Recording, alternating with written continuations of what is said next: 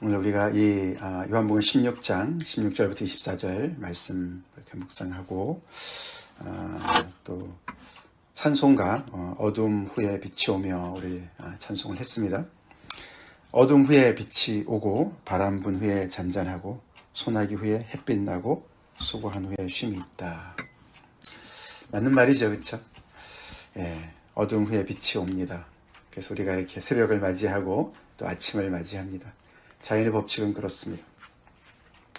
그러나 항상 그런 거는 아닐 때가 있죠. 오늘 우리가 주제가 또 근심이에요. 근심. 세상 살다 보면 근심거리가 많은데 근심 후에 꼭 기쁨이 옵니까? 아닌 경우도 많아요. 그렇죠? 아닌 경우도 많습니다. 오늘 예수님께서는 그러나 예수님이 지금 이 제자들한테 너희의 근심은 곧 엄청난 기쁨으로 바뀔 것이다. 아무도 빼앗을 수 없는 기쁨으로 바뀔 것이다 라고 말씀해 주십니다. 예수님 때문에 그렇습니다. 그렇죠? 예수님이시니까 그렇게 말씀하시고 예수님과 함께하는 제자이기 때문에 그런 결론에 도달하는 줄 믿습니다. 그냥 우리가 찬송한 것처럼 그냥 이게 지나가면 좋은 날이 오겠지. 그것은 그냥 막연한 기대감으로 끝날 때가 참 많이 있지 않습니까? 우리 다 해봤잖아요. 그렇죠?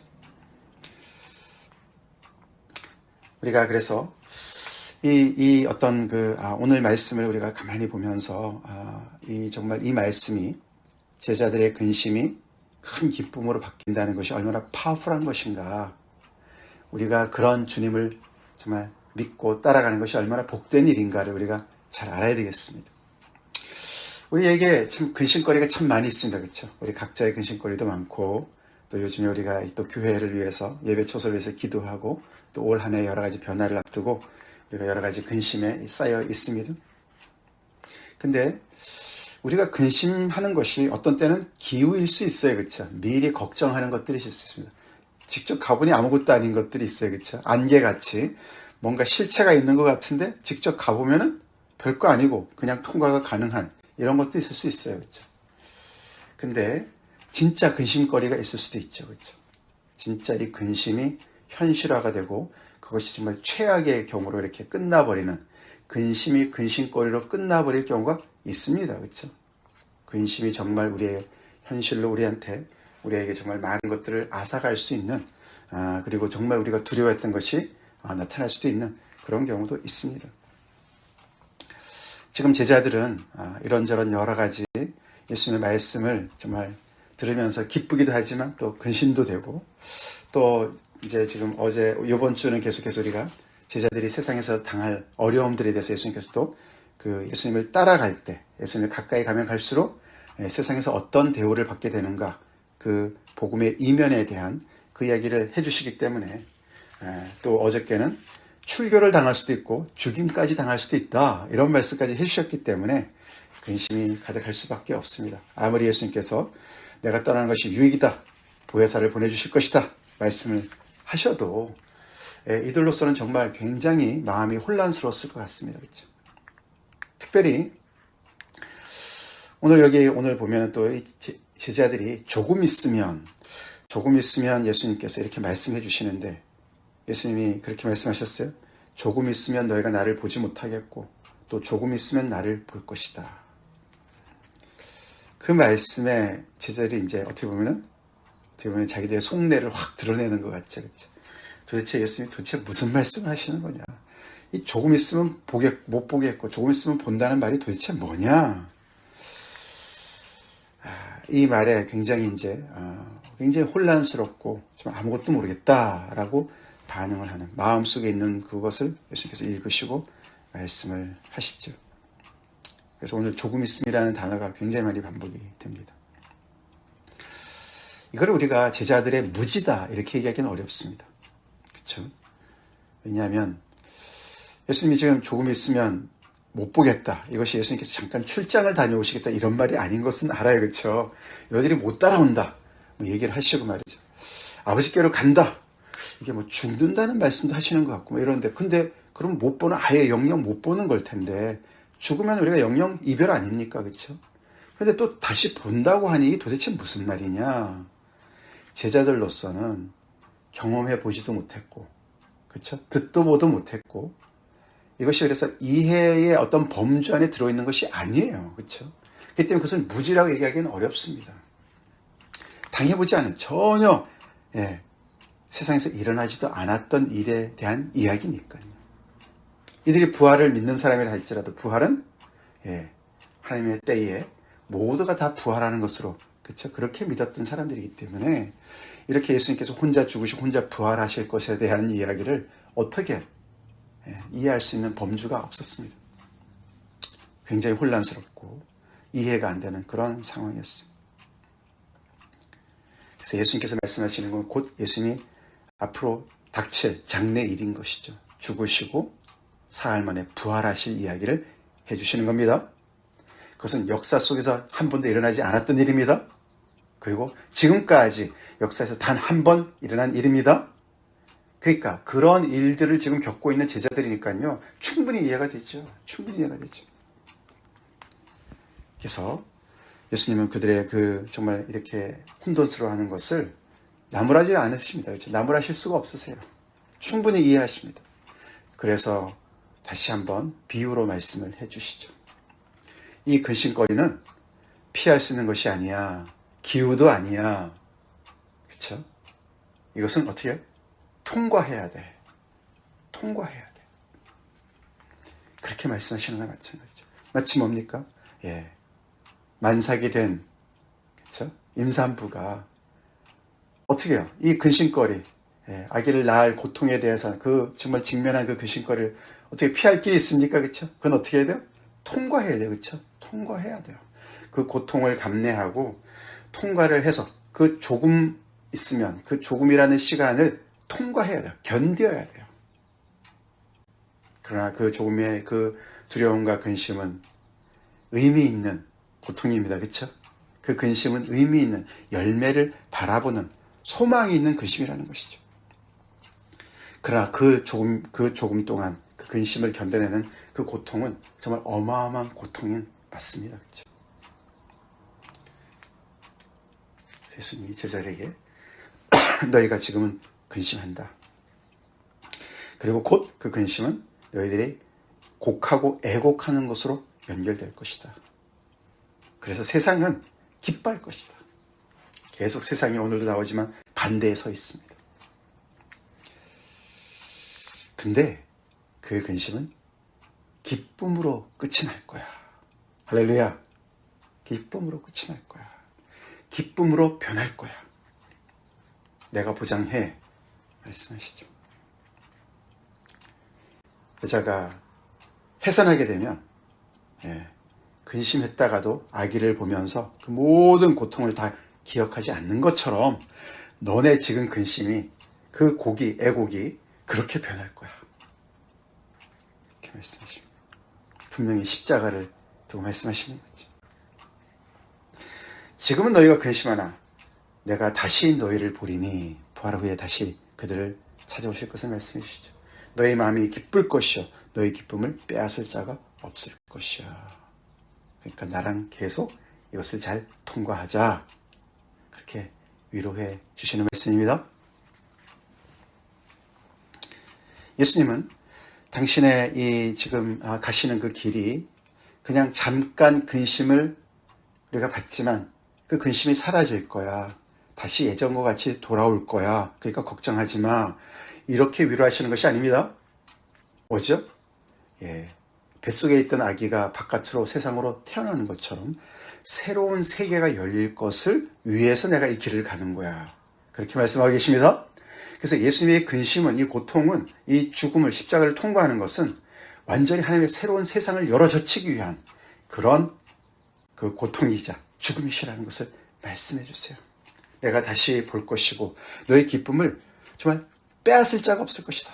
그것은 영원한 기쁨이 될 것이다. 할렐루야. 그렇죠? 주님께서 새로운 정말 죽음의 첫 열매로서 부활의 첫 열매로서 주님께서 완전히 새로운 하나님의 세계를 완전히 완성하시고 그들 앞에 나타나실 것을 말씀하시는 거죠. 그래서 그 뒤에 말씀이 그렇게 연결이 되죠. 그날에는, 그때에는, 우리가 이것을 통과한 그 다음에는 너희가 아무것도 내게 묻지 않을 것이다. 지금 제자들이 조금 있으면 못 보고 조금 있으면 또 본다는 게 무슨 뜻일까? 이런 어떤 정보적인 차원에서 그렇죠. 계속 질문을 많이 하는데 질문이 다 사라질 거야. 내가 무슨 말 하는지 다 알 거야. 그뿐만 아니라 그때는 너희가 아버지께 구하는 것을 내 입으로 다 주실 것이다. 너희가 지금까지는 내 이름으로 아무것도 구하지 않았으나 하나님께 구하면 다 받을 것이다. 너희 기쁨이 충만할 것이다. 다시 말해서 완전히 하나님과의 관계가 또 주님과의 관계가 완전히 새로운 차원으로 들어가는 그런 이야기를 또한 해 주시면서 이들의 근심을 다른 각도로 보게끔 해 주신다는 것이죠.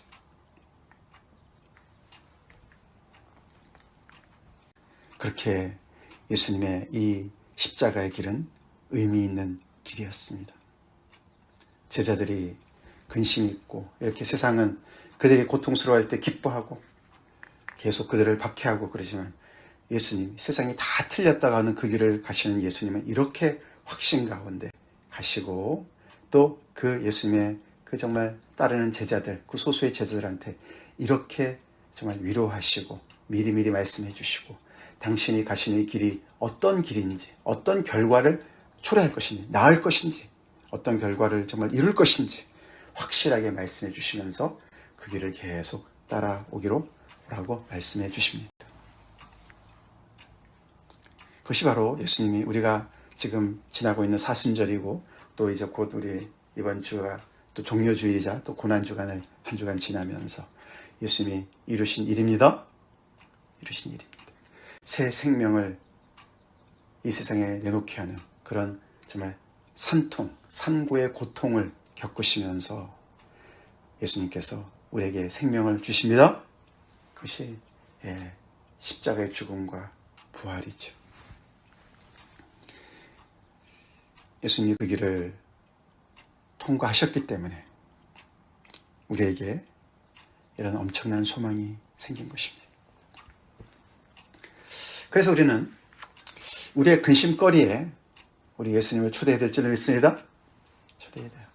우리 각자의 그런 근심거리에 정말 주님, 이 근심거리 속에서 주님을 묵상하고 주님의 뜻을 구합니다. 주님이 제가 하는 근심이 기웁니까? 쓸데없는 걱정입니까? 주님을 믿으면 해결되는 그런 문제입니까? 그러면은 근심거리가 사라질 줄로 믿습니다. 주님께서 걱정하지 마. 이건 아무것도 아니야. 가보면은 괜찮아. 괜히 두려워하는 거야. 그런 것일 수도 있습니다. 아니면 어떤 경우는 그 근심거리를 통과해야 할 때가 있어요. 그렇죠?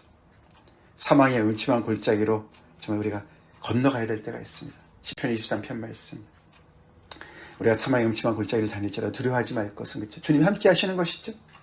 그게 그 시편 23편을 많은 분들이 이렇게 그 이제 책을 썼는데 그 중에 어떤 한 분이 목동 출신의 목사님이 쓴 책이 있어요.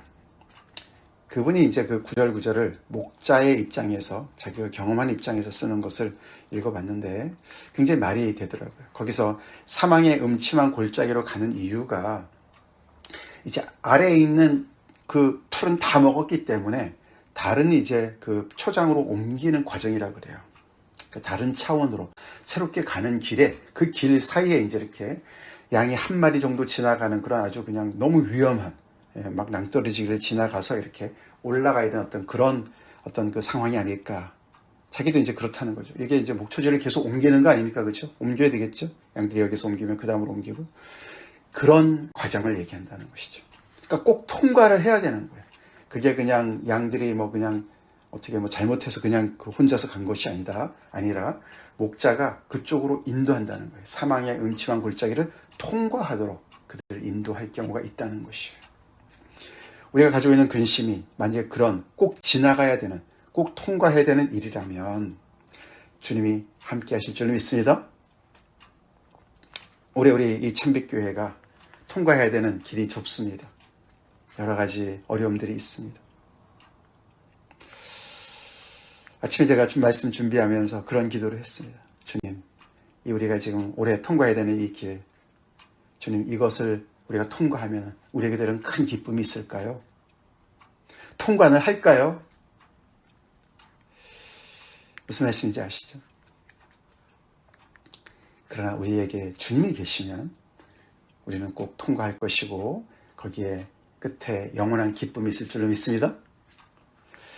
우리 인생도 그렇죠. 그렇죠? 우리 인생도 그렇습니다. 이것이 어떻게 보면 예수님의 죽음을 앞둔, 그렇죠? 그 죽음의 그 심연을 통과해야 되는, 건너뛰어야 되는, 예수님 사실 제자들이 이렇게 위로하시지만 조금 있으면 우리가 17장부터는 예수님이 기도하지 않으십니까? 그렇죠? 예, 대제장이 기도를 하십니다. 사실 거기서는 제자들을 위해서 또 주님과의 관계를 위해서 기도하시지만, 하나님 앞에 기도하시지만 우리가 겟세마네 기도를 압니다. 그렇죠? 예수님도 그 죽음의 길을 통과하실 때가 정말 만만치 않으셨죠. 아버지, 이 잔을 옮겨주세요. 가능하면 옮겨주세요. 그러나 주님의 뜻대로 해주세요. 이런 정말 피를 토하는 기도를 하지 않으셨습니까? 그처럼 우리 또한 그렇죠. 우리가 통과해야 되는 길이 있습니다. 우리의 각자의 또 죽음의 길이 있습니다. 그렇죠? 우리가 또 이 땅을 떠나야 될 그런 어려움도 있죠. 그렇죠? 그 과정 속에서 우리가 아프기도 하고, 그렇죠? 많은 과정을 통해서. 그러나 우리의 끝은 분명히 주님의 기쁨인 줄 믿습니다. 빼앗을 수 없는 그런 기쁨, 부활의 소망을 가지고 우리는 이 길을 가고 있습니다. 그 길을 처음으로 찢으시고 열으신 우리 주님을 찬양합시다. 그 길을 통과하시고 우리를 그 길로 계속 인도해 주시는 그 주님을 찬양합시다. 같이 기도하겠습니다. 하나님 감사합니다. 이 아침에 제자들을 위로하시는 그 주님의 말씀 또 우리가 묵상하며 큰 위로를 받습니다.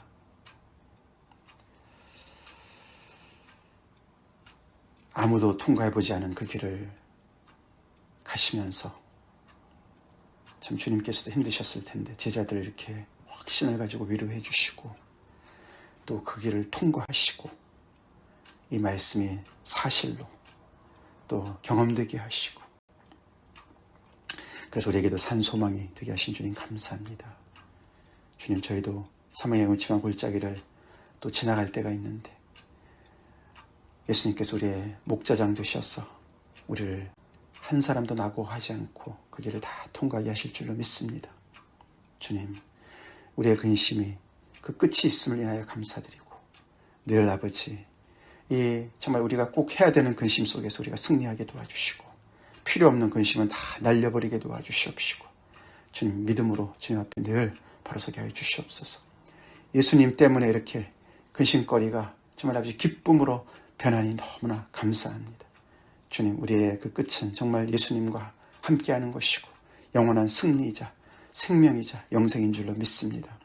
아버지께서 우리 한 사람 한 사람에게 더욱더 아버지 특별히 이 고난의 길을 아버지 알면 정말 묵묵히 통과하시고 죽음까지 이기시고 승리하신 그리고 부활하시고 정말 아버지 이렇게 우리의 산소망 되신 주님을 온전히 정말 우리가 높이고 감사하는 이 시간 되게 하시고 이런 계절이 되게 하여 주시옵소서.